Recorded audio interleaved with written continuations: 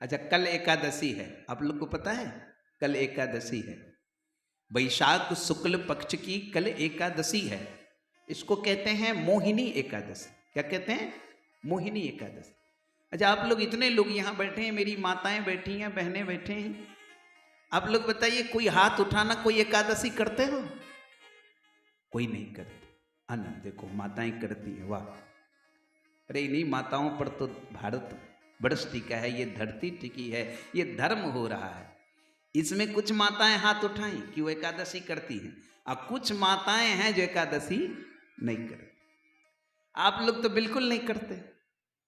लेकिन एक बात मैं आपको बता दूं, एकादशी किया करो, एकादशी निश्चित रूप से करो। और बात तो बाद की बात रही, धर्म तो होता ही है, आध्यात्मिक तो कारण है ही। एकादशी करने के बाद आपको भगवत प्रेम बढ़ेगा। एकादशी, हाँ, अगर संभव है तो फलाहार करके करो, नहीं संभव है तो, संभव है तो ऐसे भी करो, नहीं संभव है तो फलाहार करके करो, लेकिन किसी तरह एकादशी करो। ये तो आध्यात्मिक कारण हो गया। एक एक बात और बता देता हूं, ध्यान से सुनो, और व्यासपीठ से बताता हूं। विश्वास करके करना और विश्वास से फल मिलेगा। फलेरिया एक बीमारी होती है, जानते हो ना? फलेरिया, कितनी दवा खाते हो, कितना इंजेक्शन लेते हो, कितना सब कुछ खाते हो, फिर भी फलेरिया नहीं ठीक होता। लेकिन मैं आपको गारंटी के साथ कहता हूं, आप एकादशी व्रत करना शुरू कर दो। एक महीने में 2 एकादशी होती है, कृष्ण पक्ष की, शुक्ल पक्ष की। आप 24 एकादशी, यानी एक मास में 2 एकादशी हैं, आप एकादशी व्रत करना शुरू कर दो। मैं आपको दावे के साथ कहता हूं, आप 1 साल मात्र एकादशी कर लोगे, 24 एकादशी, आपकी फलेरिया न समाप्त हो जाए तो फिर कहना, फिर दोबारा फलेरिया नहीं। गारंटी है, जो एकादशी करता उसे फलेरिया हो नहीं सकता। एकादशी व्रत करने वाले को ये बीमारी नहीं होती है।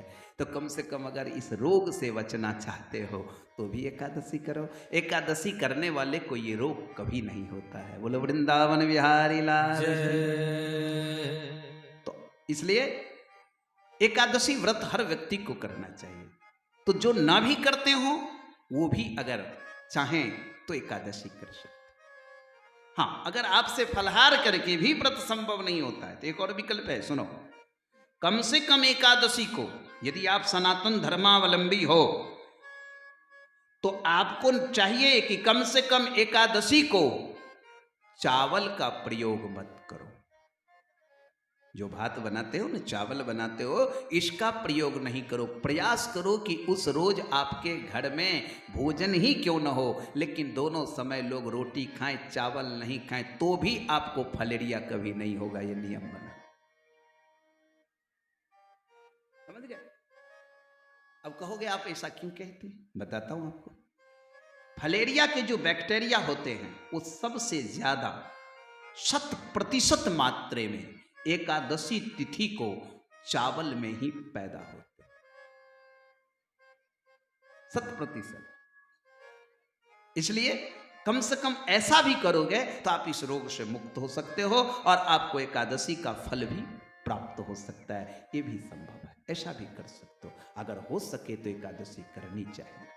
कल एकादशी है, एकादशी व्रत हर व्यक्ति को करना चाहिए। जो भी सनातन धर्म वाले हैं, जो भी आध्यात्मिक लोग हैं, उनको एकादशी करनी चाहिए। बोले एकादशी भगवान की जय।